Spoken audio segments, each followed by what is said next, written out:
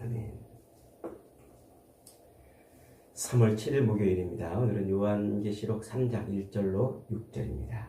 살아있으나 실상은 죽은 교회라는 제목입니다. 살아있으나 실상은 죽은 교회. 오늘 7교회 중 5번째 교회인 사대교회에 보내는 편지죠. 사르디스, 발음은 원래는 사르디스라고 그러는데 우리 한글로 그걸 사대 이렇게 지금 발음을 합니다. 사대는 BC 1200년경 다윗보다 훨씬 이전 시대, 그때부터 BC 550년경까지 그때까지 약 한 7, 800년 정도 긴 세월 동안에 리디아 왕국의 수도였어요. 지금의 투르키의 아나톨리 반도를 거의 장악하고 있던 리디아 왕국의 수도였습니다. 사대는 뒤쪽으로는 트몰로스라는 산이 있고 앞쪽으로는 헤르모스라는 강이 흐르는 전형적인 배산, 인수, 산을 뒤로 하고 앞에는 강을 바라보고 있는 그런 고원지대에 있는 도시입니다. 아주 높은 고지대에 있고 또 이 산이 있는 쪽에는 절벽이 있기 때문에 천연적인 요새, 난공불락의 요새였어요. 그래서 이 남쪽으로 향하는 이쪽만 잘 방어하면 거의 외적의 침입을 맞이할 수 없는 그런 도시였죠. 이곳에는 일찍부터 이 양떼를 아주 이렇게 많이 기르던 그런 산업이 발달했어요. 그래서 양모, 양털이죠. 양모로 옷감을 짜내는 그런 산업, 그리고 그 양모를 물감을 들이는 염색업, 이런 업이 아주 일찍부터 발달했던 곳입니다. 그래서 아주 모든 게 풍요하고, 거기다 더해서 그 헤르무스 강에서 사금이 나왔어요. 금과 은이 많이 이렇게 나왔던 곳입니다. 그래서 그 헤로도토스라는 역사가의 책에 의하면은 세계 최초로 금으로 만든 동전, 그 금화를 만들어 쓰던 그런 도시라 이렇게 알려져 있어요. 그리고 이제 헤르무스 강에 있는 그 평야지대에서 생산되는 그 풍부한 농산물, 이것은 이 사대를 더욱더 풍요한 도시로 만들어졌습니다. 근데 이처럼 이렇게 풍요롭고 또 난공불락의 요새가 2번 완전히 파괴된 적이 있었어요. 점령당한 적이 있었어요. 그게 이제 BC 549년에 고레스 왕, 그 고레스 왕이 한번 점령을 하고, 또 BC 218년에 안티오코스 대제가, 헬라의 안티오코스 대제가 점령을 하죠. 근데 아주 이 난공불락의 요새가 어이없게도 어떻게 점령되냐면, 요 남쪽만 잘 방어하면 되니까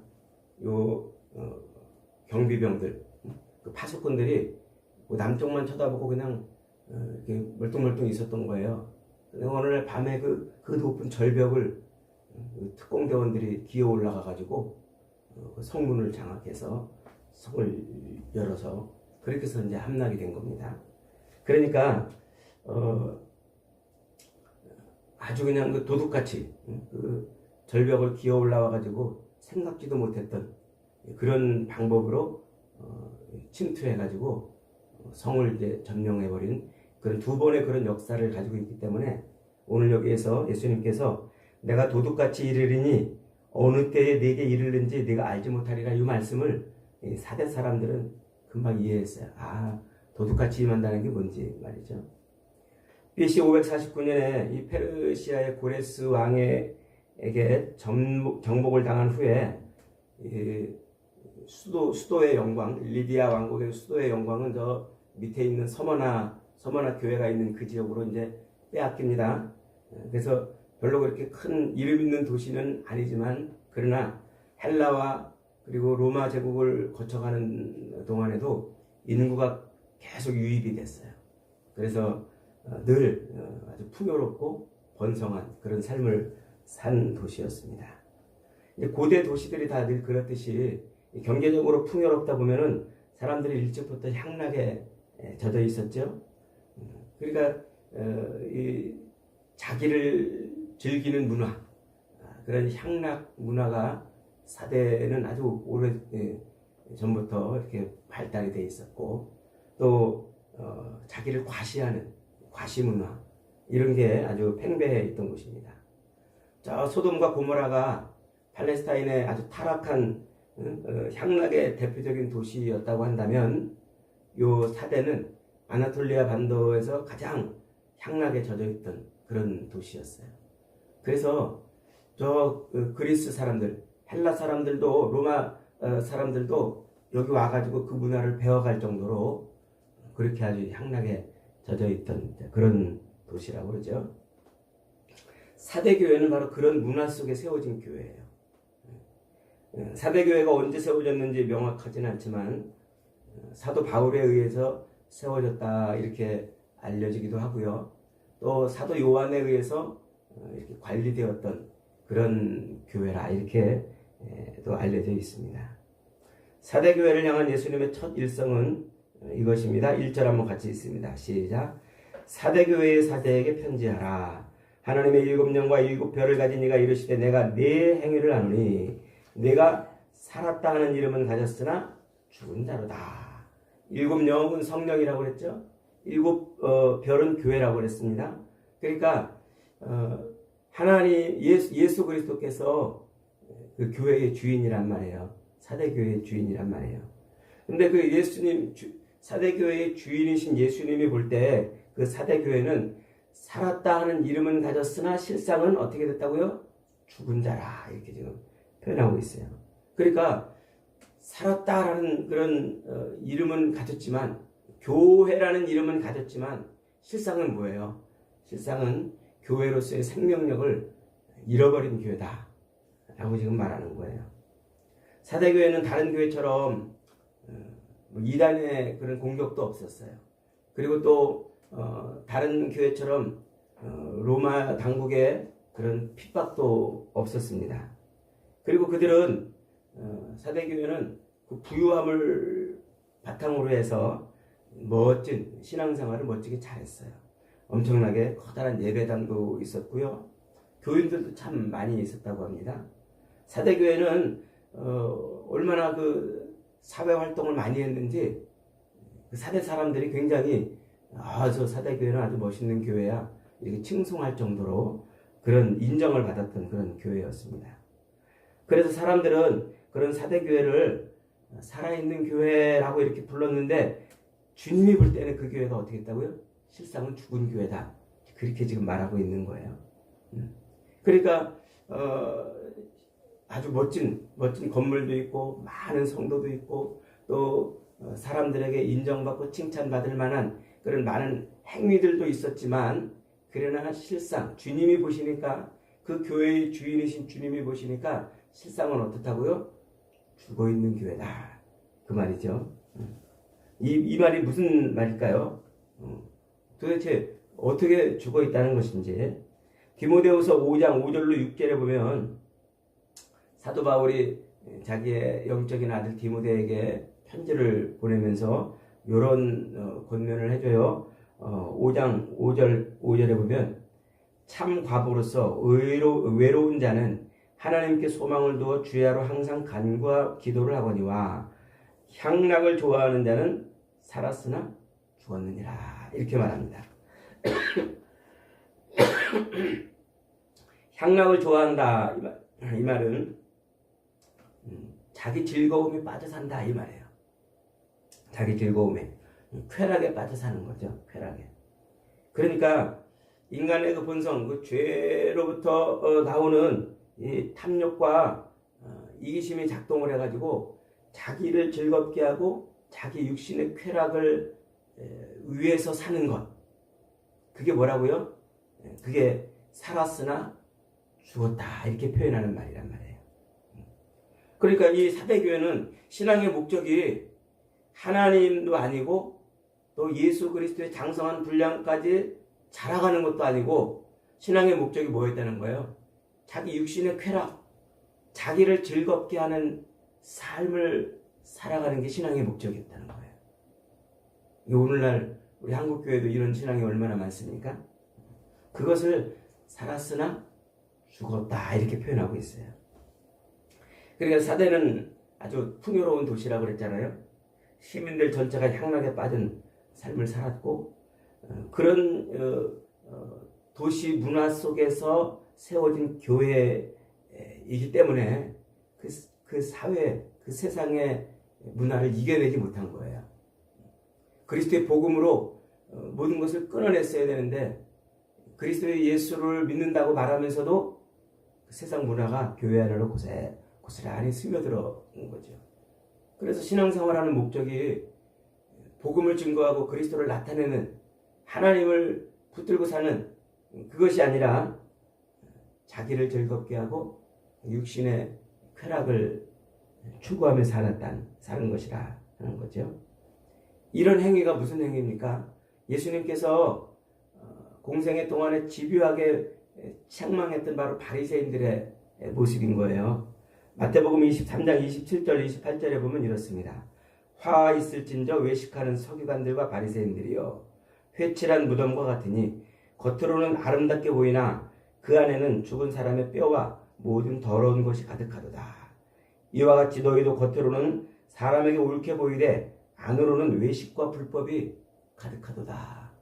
겉모양은 아주 아름답게 치장이 돼 있어요. 그런데 그 속을 딱 들여다보면 아주 죽은 사람의 뼈와 더러운 것이 가득한 그런 무덤 같은 그런 모습이라는 것이죠. 그러니까 예배당에 모여가지고 신앙생활을 하는 이 모습은 아주 그냥 아름답습니다.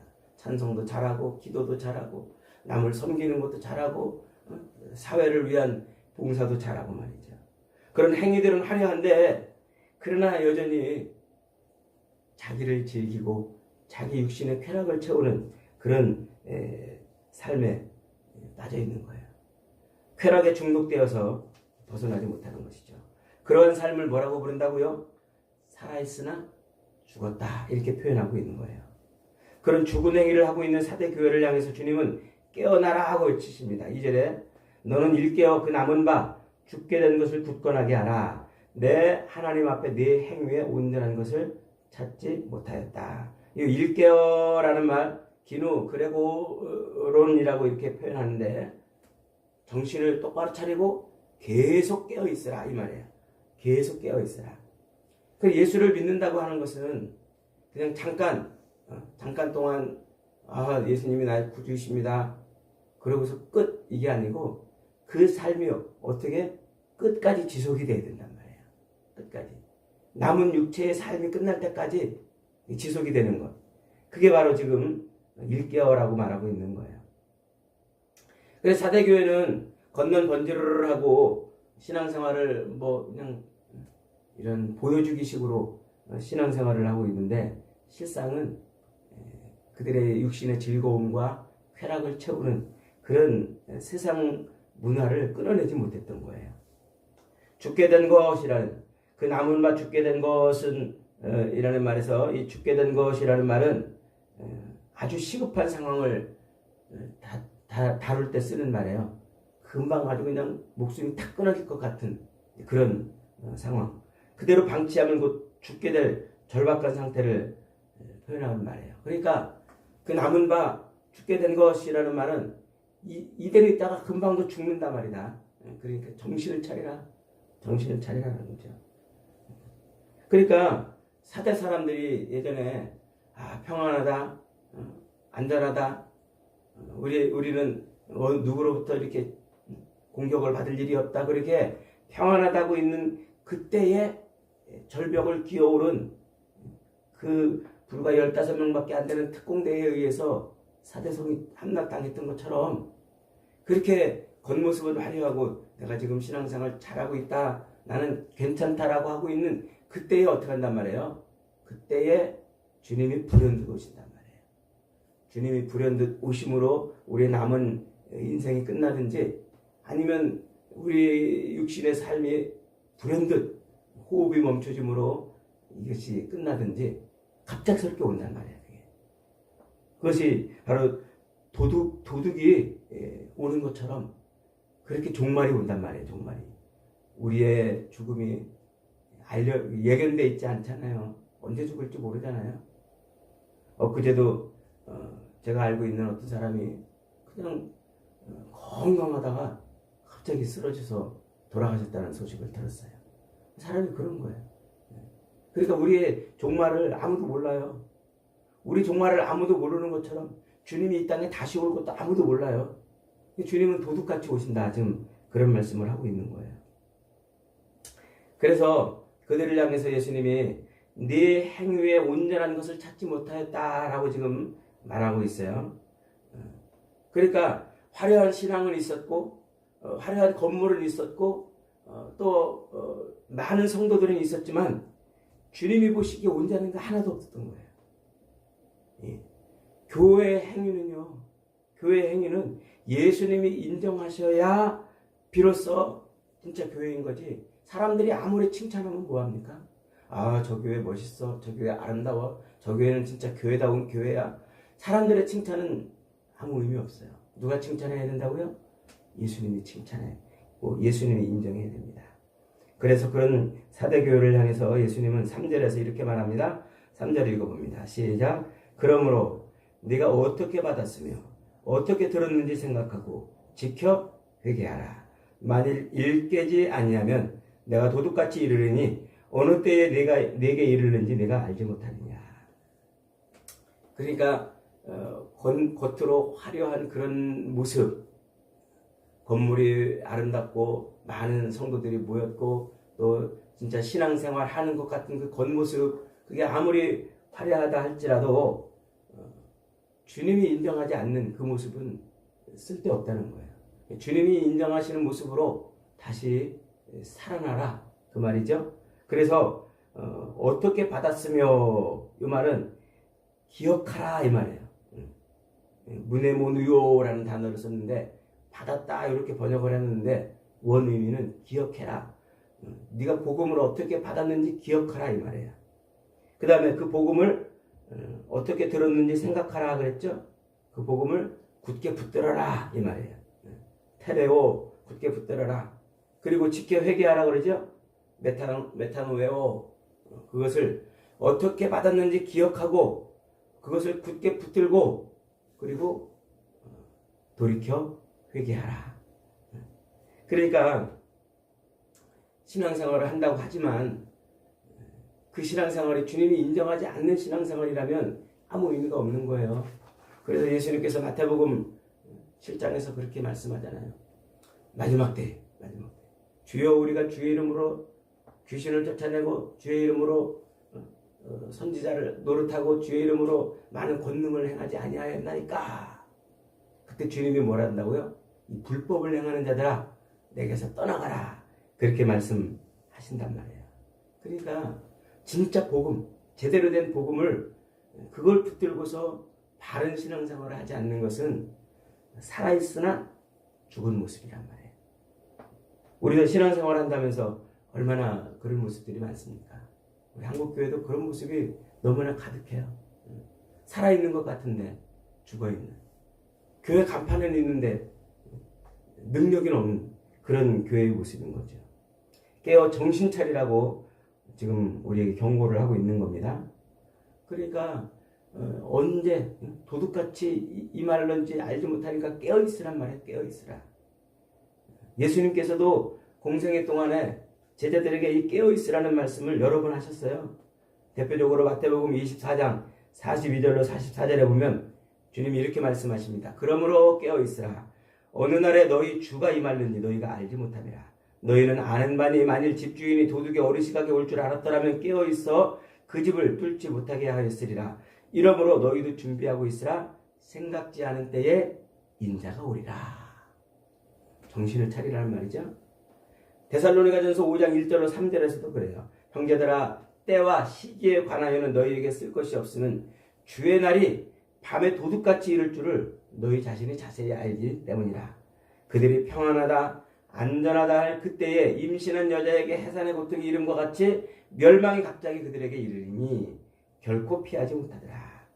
형제들아, 너희는 어둠에 있지 아니하며 그날이 도둑같이 너희에게 임하지 못하리니 너희는 다 빛의 아들이요 낮의 아들이라. 우리가 밤이나 어둠에 속하지 아니하나니 그러므로 우리는 다른 이들과 같이 자지 말고 오직 깨어 정신을 차릴지니라. 그러니까 도둑같이 주님의 재림이 임하는 그런 사람은 누구에게 임한다고요? 잠자고 있는 사람에게. 그러나 깨어있는 사람에게는 결코 도둑같이 임하지 않는단 말이에요. 충분히 대비할 수 있는 그런 그렇게 임하신다고 말씀하고 있는 거예요. 그러니까 지금 예수님께서 언제 오실지 모르니까 깨어 정신을 차리고 지금 바른 신앙생활을 하라고 주님 맞을 그런 준비를 하라고 지금 그렇게 말하고 있는 거잖아요. 그러니까 우리는 그걸 늘 기대하며 살아야 돼요. 주님이 곧 오신다. 주님이 곧 오신다. 이게 요한계시록의 결론이에요. 아멘 주 예수여 오시옵소서 라고 하면서 신앙생활 하라는 거거든요. 아멘 주 예수여 오시옵소서. 그러니까 주님이 다시 오실 것을 기억하지 않고 생각하지 않고 기대하지 않는다면 그 신앙은 주님 없는 신앙일 수밖에 없어요. 주님 없는 신앙. 성경에서 죽음을 맛보지 않고 하늘로 올라간 두 사람이 있죠.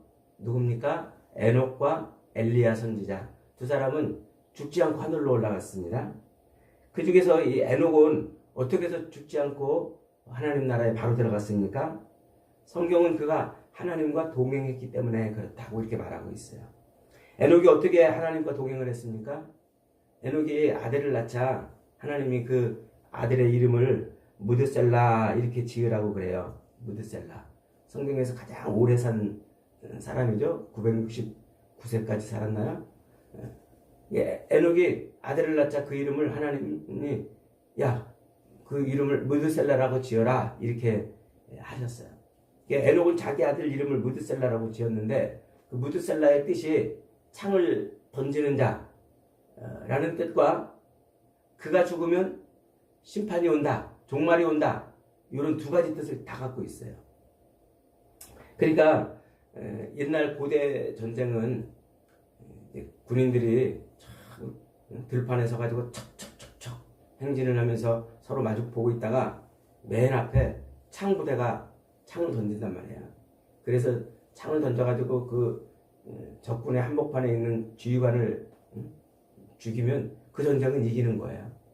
근데 반대로 그 창 던지는 자가 적군에 의해서 먼저 죽으면 그 전쟁은 지는 거예요. 그러니까 창 던지는 자라는 의미와 그가 죽으면 심판이 온다 이 말은 같은 의미란 말이에요. 그러니까 이 에녹은 자기 아들의 이름을 그렇게 지어놨어요. 그러니까 저놈이 죽으면 어떻게 돼요? 하나님의 심판이 임하는 거예요. 그러니까 그냥 어릴 때부터 그놈 바라볼 때마다 주님이 오시는구나 늘 생각하고 사는 거예요. 그놈이 어떻게 다 잘못하면 죽을까봐 그냥 늘 염려하고 그러면서 주님 오실 것을 항상 기억한 거예요. 그러니까 자기 아들이 뭐였어요? 주님 오실 사인이었단 말이에요. 그러니까 심판에 하나님의 심판이 임할 그 사인을 늘 보고 있으니까 그는 늘 무슨 생각을 하면 살아요? 하나님 생각을 하면 살 수밖에 없는 거예요. 늘 하나님의 그 생각을 하면서 그게 하나님과 동행한 거예요. 에녹은 그러다가 하나님 나라에 들어갔단 말이죠. 그게 금방 죽을 줄 알았는데 성경에서 가장 오래 산 사람이 되었어요. 에녹은 그렇게 오랜 시간 하나님과 동행하며 살았단 말이죠. 성경은 바로 그런 자들을 뭐라고 부른다고요? 깨어있는 자 이렇게 부르는 거예요. 깨어있는 자. 4절 말씀 봅니다. 그러나 사대에 그 옷을 더럽히지 아니한 자 몇 명이 내게 있어 흰 옷을 입고 나와 함께 다니리니 그들은 합당한 자인 연고라. 살아있는 그리스도인은 항상 어떻게 한단 말이에요? 어떻게 한다고요? 나와 함께 다니리니. 나와 함께 다니리니.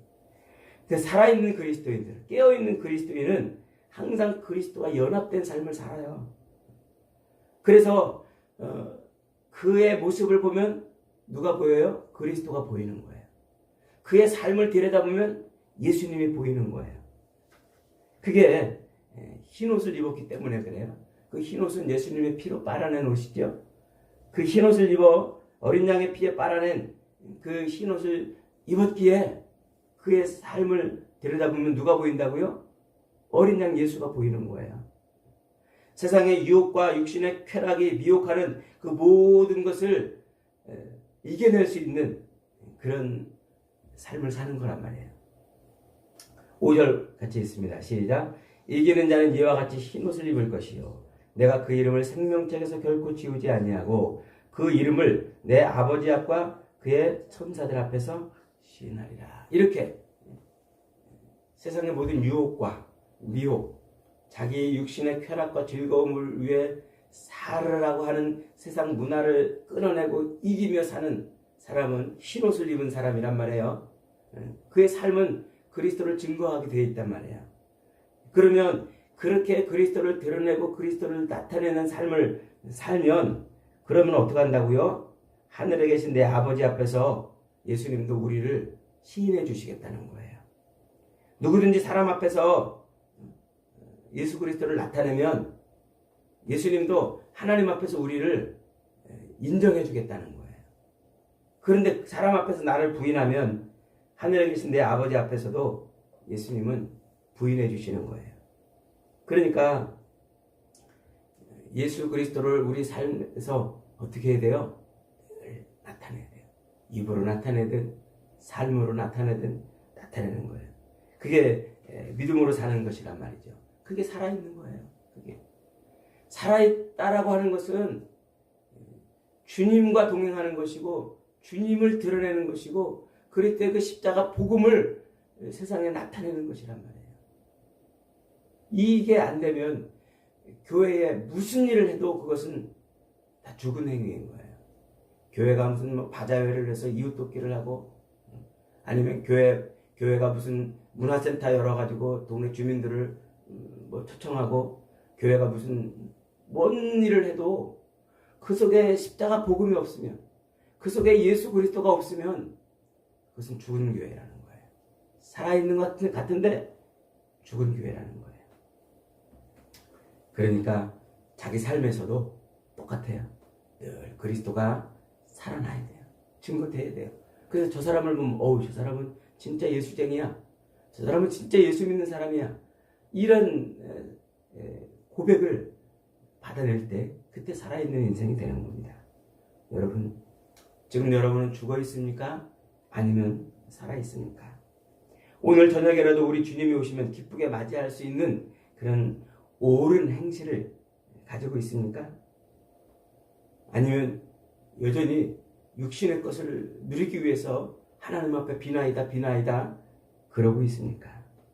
우리는 하나님의 영광을 위해 사는 사람들입니다.